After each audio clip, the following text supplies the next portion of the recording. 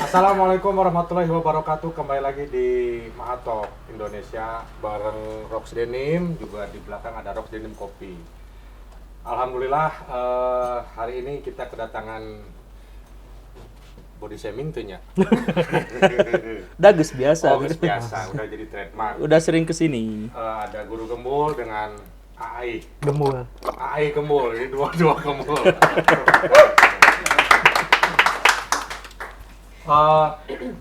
Siang-siang panas, mudah-mudahan obrolannya nggak panas, karena mudah-mudahan juga bisa jadi pendidikan dan ada obrolan yang bisa diambil buat kita semua. Oke, sebagaimana yang kita ketahui, Pak Guru sering akhir-akhir ini sudah memang melanglang buana. Dan yang satu lagi nih, A Gembul juga, mungkin teman Maha baru melihat. Nanti kita akan bicara apa, tahu nggak? Nggak tahu. Teman-teman, kita akan berbicara masalah keamanan.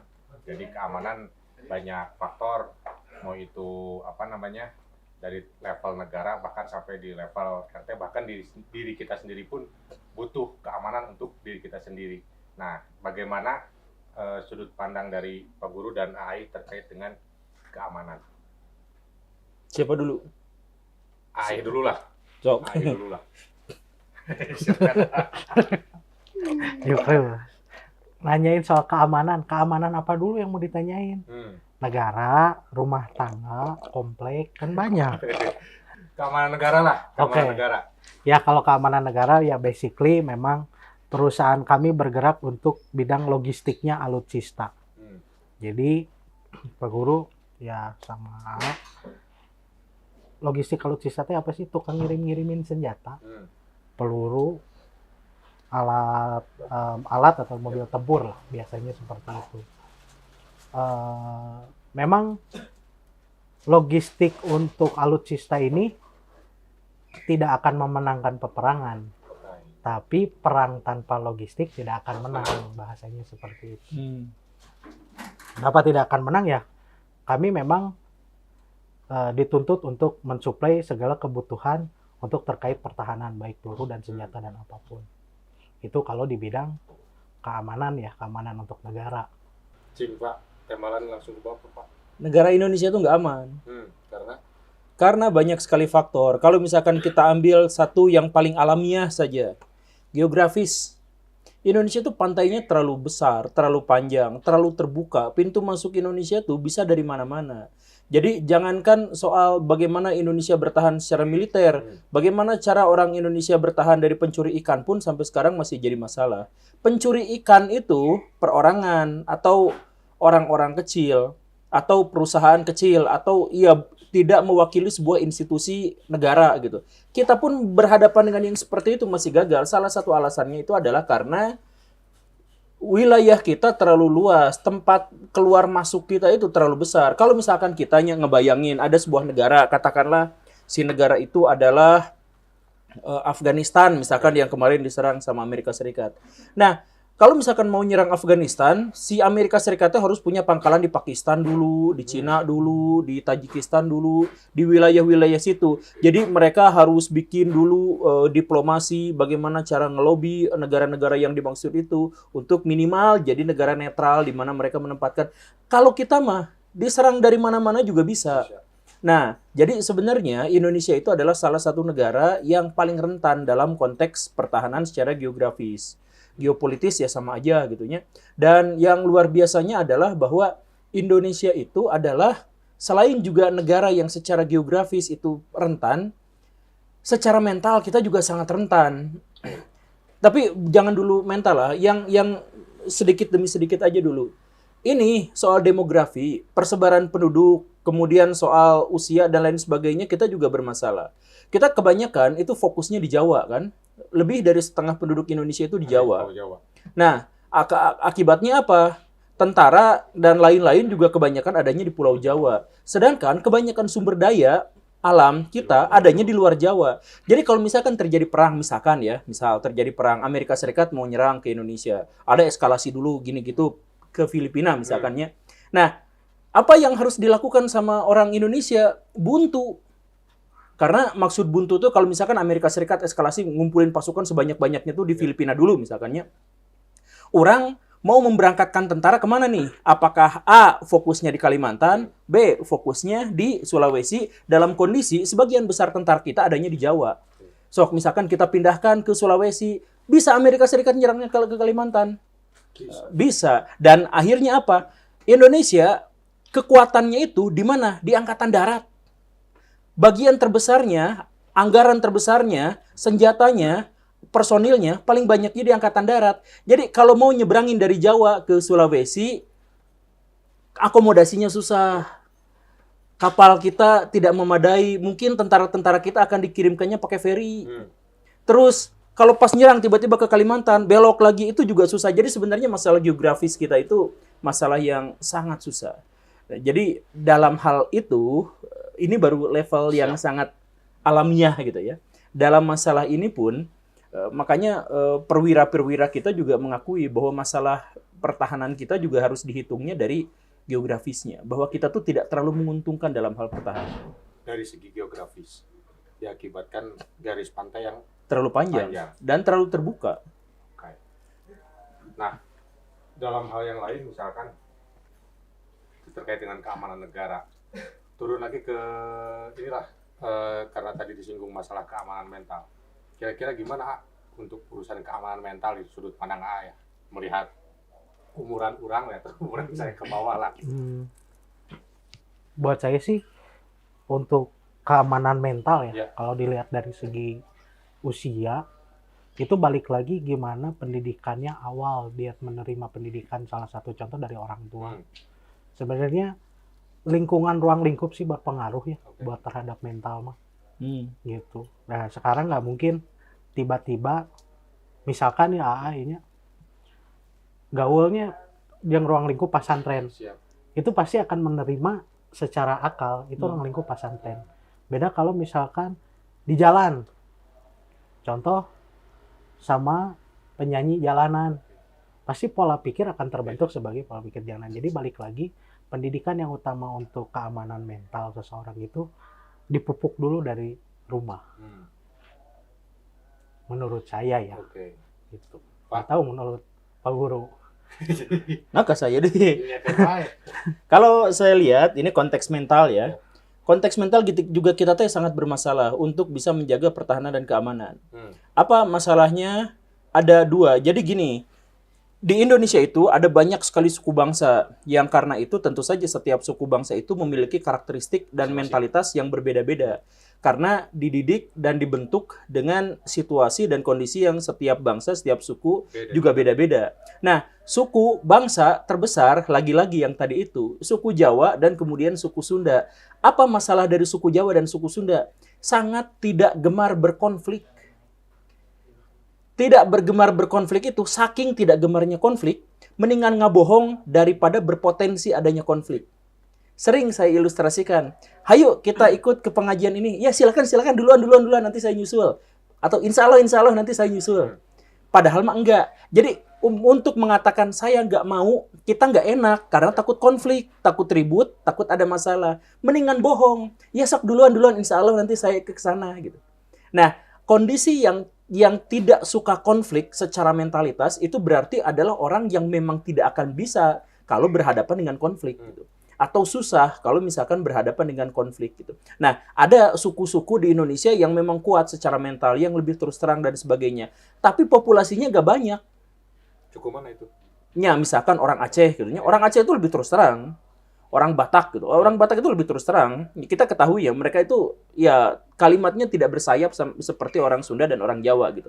Nah, tapi kan mereka bukan mayoritas. Mereka jumlahnya sedikit gitu. Kalau misalkan dibandingkan dengan orang yang ada di Pulau Jawa dengan segala karakteristik dan mentalitas yang seperti itu.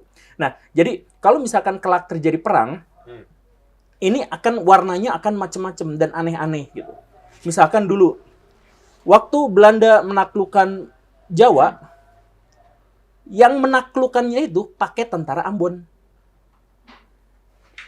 Waktu naklukin Ambon, pakai tentara Makassar.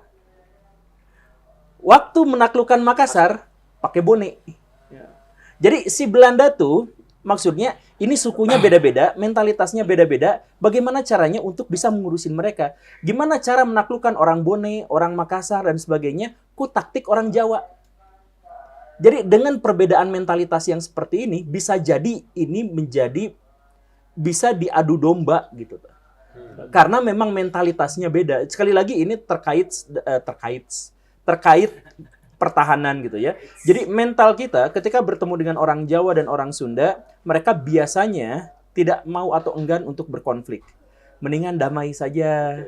Mundur ya, gak usah yang kayak gitu masuk insya Allah sama ikhlas dan tenan lah yang gitu mah gitu. Orang itu lebih ini, tapi akhirnya si orang-orang luar bakal punya celah ini. Ini nemuin mentalnya gini, mentalnya begini. Makanya ketika Belanda di zaman dulu ya, Belanda menjajah Indonesia, dia pasti bawa antropolog. Penting. Sejauh mana pentingnya tuh bawa antropolog untuk menjajah? Aceh kalah sama antropolog, Jawa kalah sama antropolog. Iya, si Senok yang terkenal itu ya, dan lain sebagainya. Kan ada juga banyak ilmuwan-ilmuwan, peneliti-peneliti dari barat yang didatangkan ke Indonesia. Bahkan Gubernur Jenderal Jawa pernah adalah seorang akademisi yang kemudian nulis History of Java. Bayangin, penulis buku History of Java Nukandel itu yang menjelaskan tentang kebudayaan Jawa itu ternyata Gubernur Jenderal. Berarti si Gubernur Jenderal itu memang memahami tentang karakteristik budaya orang-orang yang ada di sini gitu. Berarti mereka tuh berperang bukan hanya dengan senjata, tetapi melihat mentalitas seperti apa mereka gunakan itu. Iya kayaknya. Nah, rentan juga dalam hal itu. Tanya dari mana mah? Mentalitas tadi. Geografis gitu. Hah? Pertahanan demokrasi. Nah? Pertahanan demokrasi orang kumaha. Mentalitas berdemokrasi itu nyambung. Kumaha, Kang? Karena dari saya seperti itu. Nah, ya ikutan. Ya tamu. Jojo ya tamu. Tiba-tiba ayat tamu. Geus kieu. Enggak, talajeng kan tadi pertanyaan teh. Demokrasi bukan bagian dari hal yang harus dipertahankan. Demokrasi itu bahkan kita tidak menggunakannya sekarang juga tidak apa-apa. Nah, itu mentalitas tadi kan pribadi, kemudian negara. Iya. Nah, ayeuna pertanyaannya sekarang kan tahun politik. Mentalitas tadi pribadi dibawa ke negara itu nggak sejauh mana ngobrolkan mentalitas Enggak, kita itu sekarang memperjuangkan formalitas. Jadi semua bidang yang kita geluti di pemerintahan kita itu berhubungannya dengan formalitas. Jadi misalkan kita berbicara tentang Dewan Perwakilan Rakyat. Tidak mewakili rakyat dalam banyak hal. Dalam hal perilaku misalkan masyarakat Indonesia mayoritas adalah orang berpenghasilan rendah atau menengah. Itu tidak mewakili karena perlente mobilnya Pajero minimal, terus pakai strobo, terus kalau nabrak dia yang marah-marah. Kan seperti itu, kan tidak mewakili. Ya setidaknya itu mah yang terlihat di kamera ya, yang wah, kontra narasina nunjuk dia marah-marah nak ka urang. kontra narasina kasih. Ente, tapi kia Pak Guru, ya mah non kan sebetulnya saya teh yang komparasikan ya antara keamanan security Indonesia perkembangannya sejauh apa gitu ya dengan perkembangan security yang udah ada di dunia secara global gitu. Makanya kan sebenarnya ketika Pak Guru bilang bahwa tadi keamanan Indonesia itu lemah, ya. kan itu pasti ada standar tuh. Standarnya pasti keamanan global kan gitu. Dengan teritori yang terlalu luas dan lain sebagainya gitu. Pertanyaannya ke hiji kieu heula. Pak Guru berarti menyepakati bahwa Indonesia memang harus memecah teritori itu. Misalnya misalnya dengan Papua nya merdeka we sorangan, Aceh merdeka we sorangan, harus dilepas tuh wilayah-wilayah itu atau gimana tuh solusinya kalau apa yang harus dilepas tuh kumaha? Jadi NKRI-nya pecah gitu atau kumaha? Iya. Ya enggak lah, gak gitu. Gimana tuh solusinya berarti? Kalau misalnya wilayah Indonesia terlalu luas kumaha berarti? Ada banyak orang yang berpandangan bahwa wilayah Indonesia itu memang harusnya terpecah dan kita bersatu gara-gara Belanda, misalkan gara-gara mempersatukan gitu. Itu ada benarnya tapi lebih banyak salahnya. Jadi kalau misalkan kita lihat dalam konteks sejarah, semua kerajaan atau semua raja di Indonesia yang paling menonjol pasti berusaha untuk mempersatukan Nusantara. Mau siapapun. Mau Gajah Mada, mau Kertanegara, mau siapa. Jadi ketika dia menonjol, ketika dia sudah selesai dengan diri dan kerajaannya, dia selalu berusaha untuk menaklukkan seluruh wilayah Nusantara. Artinya memang ada kesatuan di wilayah Nusantara ini. Bahkan ada bahasa yang sudah menjadi lingua franca di sini. Orang Melayu, bahasa Melayu. Nah, ini menunjukkan apa? Jadi walaupun secara politis di zaman dulu kita itu terpisah-pisah, kemudian bahasa, budaya, etnis kita terpisah-pisah dan sebagainya, kita tuh memiliki ada rasa kesatuan yang kuat dari zaman dulu. Jadi fikirnya adalah bukan bagaimana apakah kita harus memecah-mecah wilayah yang kita maksud itu, kita justru harus mempersatukannya. Saya mohon maaf ya, tapi saya pernah bikin video yang bahwa wilayah Nusantara tuh, sekali lagi saya mohon maaf ya, jangan disomasi. Wilayah Nusantara itu sebenarnya bukan wilayah Indonesia sekarang. Wilayah Indonesia sekarang itu adalah wilayah bekas jajahan Hindia Belanda karena memang ada peraturan atau ada edigium hukum gitu, Upis Puriditis Juris yang menyebutkan bahwa wilayah sebuah negara adalah wilayah yang ditinggalkan oleh penguasa sebelumnya atau penjajahnya. Nah, karena Hindia Belanda itu wilayahnya segini, maka kita menjadi Indonesia ketika merdeka. Tapi kan sebenarnya yang diproklamirkan oleh Bung Karno dan ada dalam BPUPKI rapatnya itu dikatakan bahwa yang dimaksud dengan Indonesia itu adalah termasuk Malaya, termasuk Brunei, termasuk Singapura, bahkan ide gagasan Bung Karno mah sampai Bougainville, sampai Papua Nugini, ya idenya beliau gitu sampai ujung. Karena memang secara geografis itu kepulauan kita tuh segitu gitu. Kan asal nggak masuk akal kalau misalkan Papua dibagi dua, garis lurus, beda nyingcat sedikit aja di cekokan itu, gara-gara ada sungai, kemudian orang Papua sana adatnya sama, bahasanya sama, etnisnya sama, bukan etnis, rasnya sama apa, tapi terpisah gara-gara kepentingan, gara-gara penjajahnya berbeda gitu. Orang Riau, misalkan atau Melayu, Ustadz Abdul Somad misalkan dengan orang Malaysia, bahasanya sama, budayanya sama, apanya sama. Oke. Tapi Ya, yang ngerti. nah, kan gitu. Jadi kita tuh bukan berpikir gimana caranya memisah ini, justru harus disatukan karena memang latar historis kita. Makanya sekarang Indonesia sama Malaysia tuh berantem terus gara-gara silat saling mengklaim, agak keris, batik saling mengklaim. Bukan saling mengklaim, emang dari dulunya kita tuh satu. Ya. Oke. Nah, ini kita baca realitasnya ya Pak Guru ya. Dari kan tadi berarti secara sosiologis tuh, secara geografis kan kira-kira demikian ya yang tadi sudah dijelaskan oleh Pak Guru. Nah, Ais secara apa ya? Secara kan bicara keamanan pasti bicara senjata. Itu mah geus naon ya istilah pasti gitu ya lumrah gitu. Entah dari apapun, meureun baheula lama senjatana mungkin ku awi dan lain sebagainya gitu. Seiring berkembangnya waktu kan berbeda gitu senjata kan. Jadi bambu listrik gitu. Ya, jadi teknologi bambu. Nah, sejauh ini Pindad mungkin ya yang mungkin Ayah lebih otoritas untuk bicara itu. Perkembangan senjata Indonesia sudah sejauh mana? Kalau standarnya pakai security global. Kalau senjata sih bisa berbicara ya. Kalau menurut penilaian saya secara umum ya, tidak secara khusus. Untuk teknologi kami bisa dibilang jauh lebih maju dari tahun-tahun sebelumnya ya. Yang pasti itu. Dan tiap edisi, tiap generasi kami selalu pembaruan, teknologi juga pembaruan. Harusnya sih yang diundang mah ahli senjata, lain tukang ngirim senjata sebenarnya mah. Ya, Saya tukang bikin senjata. senjata Yang wih. gitu. Jadi kalau dilihat dari hanya sudut pandang saya, teknologi kita jauh sudah lebih maju dari sebelumnya. Ya yang dikatakan tadi mungkin kalau dulu mah pakai bambu runcing, akhirnya bambu listrik gitu. Seperti itu.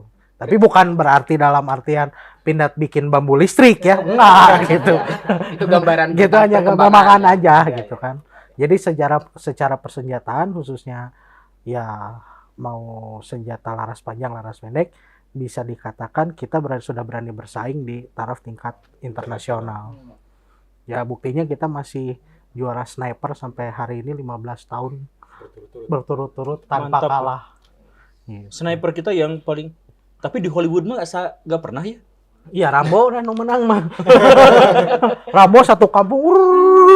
Dari nu faktana mah hese. Yes. Pak Guru. Berat itu teh.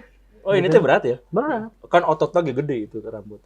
Tidak menjamin Pak Guru. Oh, tidak. Akhirnya berat peluru sama berat senjata teh udah enggak. Jabaning ada hentakan-hentakan gitunya. Iya, itu Kudu kan. nama kieu gitunya nembak. Nah iya, kalau gitu kan kita lebih percaya lagi gitu. Ya pasti kalau buat Amerika mah selalu nomor 1 lah. Nggak mau jadi nomor 2. apalagi nomor 3. Kalau Pindad itu non biasa supply senjata gitu kemana tuh? Suplai senjata ya, Untuk saya India, tidak akan teritori menerangkan Indonesia. secara khusus ya, Iya, tapi teritori ya Indonesia. teritorinya dari skala ASEAN ada, Oh. Eropa juga ada. Eropa, Ada. Ukraina? Enggak, Oh enggak. nggak bilang-bilang maksudnya. Itu ketawa teh gara-gara ada ironi di sini atau oh enggak. Berarti produksi, kemudian di situ produksi, kemudian dikembangkan juga di situ teknologinya, persenjataannya, kemudian dikirim gitu atau? Iya. Oh, Gitu. Kalau Akang nanyanya kirim, insya Allah saya hatam gitu. Tapi kalau harus perinci bikin aku kumaha. Tapi tadi Mesinnya ngomong kemana? ngirim nggak akan Ngirimnya- bilang-bilang sih. kirimnya pakai JNE. Maksudnya teknis pengiriman senjata itu misalkan iya, seperti iya. apa sih? Oh. Aturan Iya, main itu. untuk pengiriman senjata itu seperti apa sih? Nah, Nah mungkin seperti itu saya masih bisa menerangkan. nah, iya, iya. Tapi kalau untuk menerangkan istilahnya, yang beli negara mana sih? Nah itu rahasia. Rahasia. Gitu. Ya udah Dan dikirim Ya udah, berapa nah. kilometer ke arah mana? biasanya mah itu arah jam 11 Pak Guru. Nah, eta wen tadi Kang Ai anu teknis pengiriman kan eta senjata maksudnya Aturan mainnya. ya aturan mainnya kumaha misalnya teh belum kan pada tahu kan. ya misalnya ya Ah. gratis ongkir atau kumaha gitu tah. Kami juga menerima COD ya. Bisa ya gitu kan. Ada standar-standar tertentu atau gimana? Ada yang Dan pas- atau misalnya ada iya. pengiriman ekspedisi khusus atau- Ya, yang pasti tidak ditangani secara umum seperti kita beli paket ya, contoh di platform-platform sosial ya. Banyak lah. Kalau di kita tidak seperti itu, terus juga tadi kayak sistemnya COD juga nggak ada yang kita Pak iya pistol lah dicek dulu, dibuka, tembak. Nggak kayak gitu. Teknisnya ya memang gimana tuh? untuk pengiriman pertama itu harus Granat, disurvei dari yang pertama dari tingkat Polri dan TNI bahwa ngirim barang misalkan ke satu tujuan Bukan, itu granat ini di situ. lintasannya aman nggak Oke. gitu. Terus yang dibawa itu berapa pucuk peluru, berapa butir, dan itu terpisah gitu. Ngeri gitu. Praktek Pak. Nah ini silakan ini ada tinggal dicabut. Oh ya? jangan. Oh, jangan. Nanti keluar cai. Oh iya. Ada mesinnya. Berarti memang tidak seumum ngirim barang-barangan. Enggak, tapi dia belum Iya. jelasin tadi. Dia cuma bilang nggak COD, nggak apa. Ya tapi kayak gimana ngirimnya teh? Yang ngirimnya pertama kalau secara untuk tempatnya petinya khusus. Itu Nah. digunakan menggunakan peti ya. Petinya yang memang standar internasional, baik peti itu untuk munisi, baik peti itu untuk senjatanya. Nah, sebelum dikirim itu dilakukan kontrol baik dari TNI, baik dari Polri. Itu dicek per satu unit, itu dicek. Dan itu dalam keadaan Pindah ngirim berapa ton amunisi misalkan ke luar per tahun? rahasia, Pak. Oh rahasia. Iya. Kan nggak disebut negaranya apa? Iya, tapi tetap rahasia. Berarti tahu dong kita ngeluarin peluru berapa banyak. Oh. SOP, Pak. Dapur. Oh dapur. Ya udah. Ya tapi tadi di petian apa segala rupa. Kalau ya. Berarti memang Kalau khusus- peti lah ya, ican beres. ya, peti lah. Kalau tank metiannya kumaha? Kalau tank mah enggak. Kalau tank mah sama aja kayak mobil biasa. Oh, jadi Naik. ngirim mobil. gitu. Iya, kayak Atau ngirim atau pakai dirakit towing. gitu? Enggak, Pak. Kayak Gundam. Oh, enggak. Itu kan tidak dijual terpisah kayak ML. Oh, enggak. Enggak, jadi langsung berarti kan ada mekaniknya juga yang dikirimkan ke sana kan? Ada. Oh. Gitu. Untuk bikin tutorial gitu di sana. Oh, review gitu. Oh, kita mau unboxing gitu ya. Enggak. Oh enggak. Enggak, tapi kan sistem kerja setiap negara itu beda-beda kan. Beda-beda, Misalkan. SOP-nya Berarti kalau beda-beda. berarti kalau misalkan kita ngirim senjata ke luar negeri gitu, katakanlah Garut gitu. Mhm. Nah, orang-orang di sana juga kan harus diajarin ini cara kerjanya gini, cara kerjanya gitu, garansi 5 tahun uang kembali apa segala rupa gitu kan. Iya, diajarin. Iya, berarti ada Tutorial. ada ada. dari orang sini, orang Pindad yang dikirim ke sana juga kan. Iya, kena Greg. Soalnya kan ke Garut ngirimnya. Oh iya iya. Iya benar. Bener. Contohnya ada Garut, contohnya Garut. Ya pasti untuk pengiriman biasanya standarnya adalah memang sebelum melakukan pembelian itu Pak Guru ya, buat teman-teman yang lain, itu pasti teknisi sana akan latihan dulu Ini tuh seperti apa sih teknisnya? Hmm. Kenapa? Karena kalau misalkan ada kerusakan atau ada miss misalkan yang mereka bisa benerin sendiri, mereka tidak akan mengklaim ke kita. Kan biasanya ada garansi dong gitu ya. Nah, pasti mereka akan belajar tidak detail terlalu dalam tapi minimal dasar mah dapat. Ya tapi kan enggak kalau gitu. Jadi saya banyak nanya ya. Iya. Oh, ya. Jadi model Enggak ini kan kalau misalkan kita ngirim ke sana kemudian ada teknisinya yang ngajarin apa segala rupa. Berarti ada potensi bahwa teknologi pindad itu dicuri sama tempat yang ya. Ya kalau basicnya bisnis mah tiap yang namanya perkembangan itu pasti dicuri. Cuman dicurinya itu copy paste-nya itu tidak selalu kita copy paste-nya dengan sama plek enggak. Pasti akan selalu ada kelebihannya apa. Oh, ya. Gitu. Karena ya semua juga mau Cipta gitu. bisa ya termasuk hak cipta. Mau apapun bentuknya itu kita biasanya dilihat dari model yang sebelumnya atau model dari orang lain. Iya. Oh iya. Ya pindad juga gitu ya. Kemudian Iya. dikembangkan lah ya gitu. Iya, dikembangkan istilahnya misalkan dari senjata contoh senjata A, oh ini ternyata senjata A ini bentuknya bagus, cuman kelemahannya per misalkan. Iya. Nah, kita akan copy paste dengan yang bentuk yang bagus, per yang bagus, hasil yang bagus. Untuk gitu. dikembangkan. Iya. Tapi udah nggak mungkin dikembangkan. Tank yang segitu kuat dijadiin kembangkan, dikembangkan. Atuh jadi letoy. Kalau Kala minum lah. Bismillahirrahmanirrahim. Berat pembahasannya, jo kayak kanu pupuk segala. kalau sipil boleh nggak sih memiliki senjata? Ya, Persyaratan. senjata apa dulu? Karena yang paling dasar itu bedog. Oh Boleh punya bedog ya. Golok. Golok gitu kan boleh. Beceng itu langsung. Oh, beceng. Oh, senjata api boleh nggak? Senjata api boleh tapi dengan kaliber tertentu. Contoh tidak boleh di 9 mili, di 765. Dan itu kategorinya untuk bela diri gitu. Oh Kalau jadi saya boleh. boleh. Jadi pengen. Boleh. Jaga-jaga. Boleh. Oh gitu ya. Boleh, tapi ya harus mengikuti memang pertama persyaratannya psikotes dulu. Orang yang akan bawa senjata ini kategorinya emosian nggak?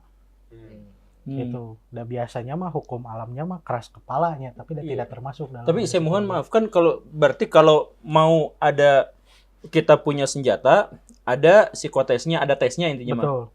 Yang 8 muter gitu. Nah, itu kan biasanya ada caloknya gitu. Biasanya mungkin nggak kan kalau misalkan kemarin-kemarin di negara sebelah gitu. Jadi kalau misalkan saya mau punya kendaraan muter-muter 8 gitu, gagal. Ya bayar calo kesekian gitu kan. Ya kan banyak yang kayak gitu banyak. di negara sebelah. Di negara sebelah. Nah, bukan di Pindad, bukan. Bukan. Ada nggak potensi bahwa saya juga pengen punya ini? Sebenarnya nggak lulus psikotes, tapi ada caloknya gitu. Ada calonnya nyogok lah gitunya. Iya. Nggak bisa kalau di senjata. Yakin. Harus face to face. Hah? Face to face. Jadi nyobaannya di face gitu. Enggak, maksudnya pada saat contoh mau psikotes itu berlangsung, itu orang pengajuan itu wajib hadir. Gitu. Dan psikotes itu kan juga ada kamera. Kenapa? Kamera untuk melihat sudut Gelagat. sisi perilaku gelagat. Oh. Itu nggak bisa diwakilin atau pakai peran pengganti atau pakai pemeran pengganti, nggak bisa. Gitu, karena melekat, yang namanya melekat itu pada diri seseorang, sifat seseorang, dan gaya seseorang tersebut. Eta lamun legal Pak Guru. Ya. Prosedurnya juga gitu. Lamun anu ilegal mah bisa jigana. Ya berarti ada kan yang gitu teh. Nah, iya eta pertanyaan orang selanjutnya. Nah, kalau ya ilegal mah umum juga bisa, pasar-pasar gelap itu jual. Gitu. Tapi itu secara perkembangan bisnis eta kumaha? Apakah misalnya Pindad merasa tersaingi dengan adanya black market ini? Ya kalau black market mah karena mungkin pasarnya beda ya. Kalau kami kan lebih ke pengiriman misalkan G2G, government to government. Jadi maupun ada black market kayak black mamba, black apa juga nggak pengaruh. Berani nggak sebut ada orang di Indonesia yang punya senjata api Ilegal. legal? Oh, legal. Legal Hah, ada sok. Bapak Bambang Susatyo. Dari tamu soalnya ditembongkan. Oh iya kalau itu mah ini ya. Koleksi. Aman ya Pak? Aman. Tapi itu cuman yang kecil ya. Iya. Yang besar nggak diperlihatkan atau Kalau- nggak punya. Kalau yang besar sih saya belum pernah lihat ya. Yang terakhir saya lihat mah yang di podcast Dedi. Iya. Oh gitu. Ya itu Gitu. mau. Bukan yang gini gitu. Buat tamu. Itu pertanyaan saya satu Bapak rekaman. Iya. Tapi dah ini sih. Kalau misalkan gitu apa bedanya tuh sama Amerika? Kan Amerika tuh dijual bebas kan, kita juga ternyata asal uji psikotes lulus kan di Amerika Serikat juga ada uji psikotesnya. Apa yang bikin negara Indonesia disebut sebagai terbatas penjualan senjatanya dengan Amerika yang disebut bebas? Nah, itu tadi balik lagi ke yang awal tadi. Pertahanan mental, Pak. Hah? Mentalnya beda. Saya tidak tahu mental orang Amerika seperti apa dan saya belum pernah hidup di ruang lingkup itu ya. Gagal. Gitu. Kalau Iya. saya mah ruang lingkupnya Indonesia, Pak ya. Kalau orang Indonesia itu saya tidak kalau orang Amerika saya tidak tahu kecenderungannya apa. Tapi kalau orang Indonesia kecenderungan itu kita bisa lihat bareng-bareng. Macam-macam. Contoh kayak misalkan kita pakai salah satu mobil yang mereknya Mitsubishi, Toyota, yang Aero biasanya arogan. Biasanya kan identiknya begitu ya. Iya. Nah, itu sudah kita bisa definisiin, Pak. Baru pakai mobil model begitu aja arogan, apalagi dikasih senjata api. Iya, makanya yang tadi Makanya di kita sangat selektif. Beda seperti di negara Paman Sam sana yang lebih terbuka, kalian mau beli bebas, beli peluru silahkan mangga. Di kita tidak bisa sefleksibel itu. Nah, apa bedanya? Ya tadi kan Ya ada bedanya psikotes, di sana juga ada psikotes. Nah, yang membuat beda tuh apa? Ya, Peraturan lainnya peraturan itu ya peraturan pembelian secara bebas, Pak. Itu kita diatur oleh undang-undang. Kalau kita mau punya senjata itu kita diatur, Pak. Kalau di sana kan mungkin tidak ada aturan secara rincinya apa. Ada. Ya saya nggak tahu, Pak. Gitu kan. Yang pasti kalau beli di kita tidak bisa segampang di sana. Gitu.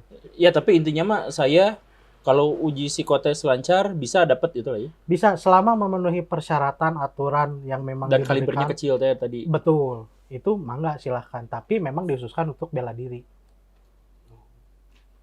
Gitu. Tahu dari mana saya beli buat bela diri atau buat bela teman saya misalnya, Untuk bela negara gitu. atau bela negara gitu. integritas.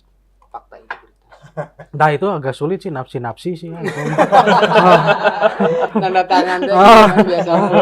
Enggak deui ya kabuktikeun kitu kumaha niat eta. Gitu. Ya sekarang Pak Guru pengen punya pistol niatnya apa? Pengen, kan saya banyak diteror. Jadi saya pengen menunjukkan otoritas saya. Oh dengan ngeluarin beceng gitu.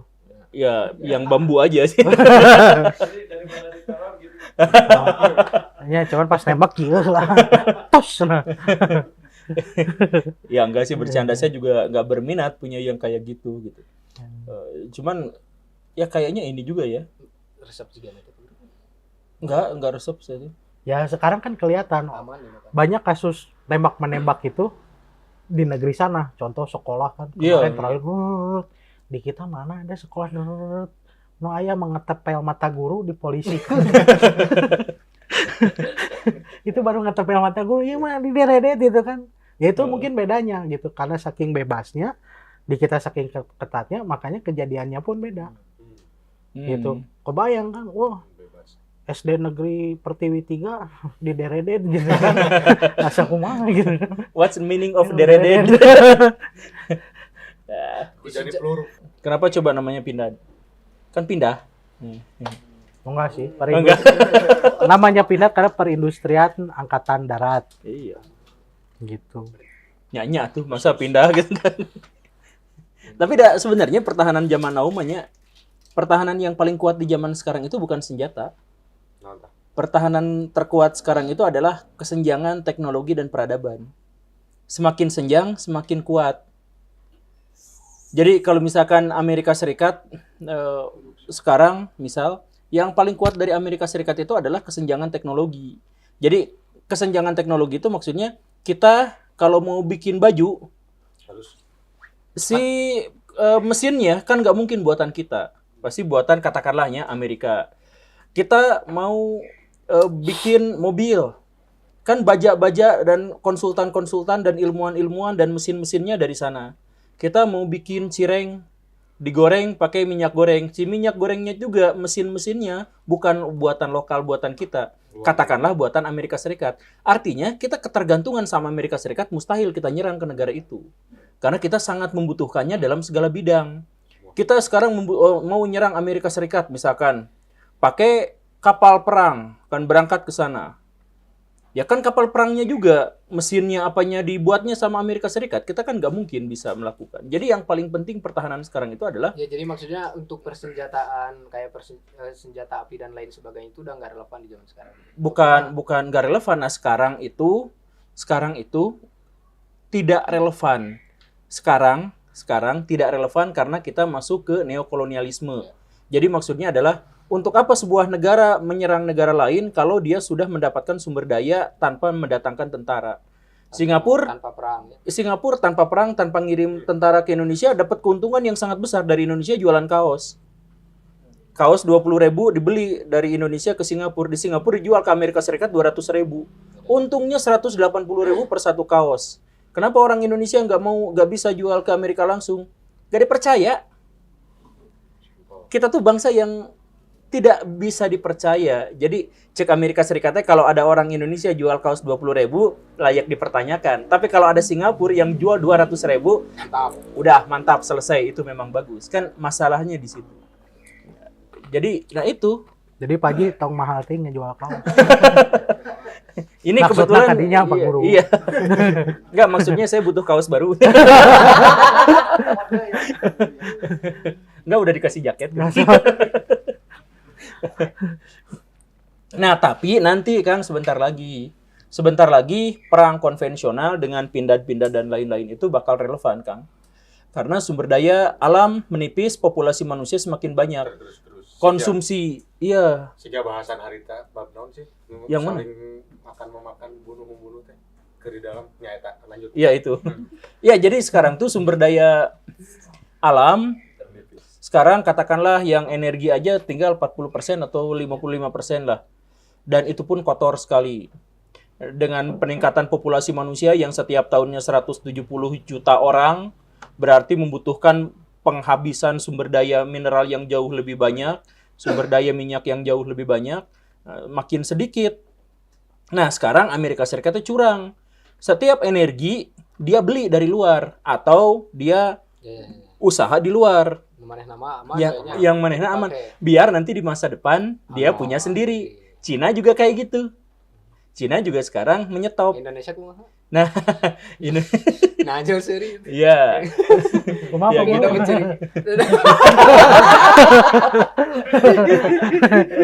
Ya, Ini Indonesia. ngeunah nekan tanya. Ya, Indonesia tidak seperti itu. Indonesia justru malah sekarang dijor-jorin gitu ya. Minyak di apa gitu, nikel, nah apalagi tembaga emas, apalagi segala rupa sekarang tuh dihabis-habisin gitu ya, biar kita kelihatan pertumbuhan ekonominya memang lagi cepat gitu, karena memang bonus demografi kita itu hanya bertahan sekitar 12-13 tahun ke depan. Kalau misalkan sampai segitu kita masih mentok di sini-sini aja, kita nggak sampai negara maju tah, kita ngek langsung turun lagi. Geus beak sumber daya anak kan geus beakeun sama mehnatnya gitu kan. Ya maksudnya ini nih, bonus demografinya habis. Oh, iya. Jadi sumber daya manusia yang layak untuk dipekerjakan itu habis di situ. Karena nanti generasi Indonesia itu adalah generasi kolot. Orang-orang tua mah tidak bisa diharapkan. Dan sebentar lagi mau meninggal. Ya dalam kalkulasi gitunya, punten di sini yang lebih tua dari saya. Dalam kalkulasi gitu maksudnya. Jadi produktivitas masyarakat yang usia muda itu, yang seakang-akang yang kita-kita ini dipertaruhkan untuk sekarang dan masa depan. Anak-anak kita dipertaruhkan untuk masa depan. Nah, yang tua-tua ini sudah tidak dipertaruhkan lagi karena sudah selesai di situ. Gitu. Nah, itu batas akhir kita punya populasi bonus itu sampai 13 tahun ke depan. Makanya kita habis-habisan buang-buang ini. Tapi ya itu taruhannya. Kalau misalkan terjadi pas itu, ya udah kita nggak punya sumber daya alam, sumber daya manusia kita mentok di situ. Ya akhirnya kita akan semakin kesini menjadi semakin habis, menjadi semakin kesini semakin kesana. Palingannya cek ebet GAD ge du. Terus apa hubungannya dengan dudu-dudu? Nyap habis mau ngapain lagi? Oh ini. Oke, terima kasih teman Maha. Sampai jumpa di pertemuan berikutnya. Nah, udahan ya? Kan dudu-dudu habis. Jadi punchline-nya geus enakeun nih. Wallahu a'lam bishawab. Wassalamualaikum warahmatullahi wabarakatuh. Waalaikumsalam.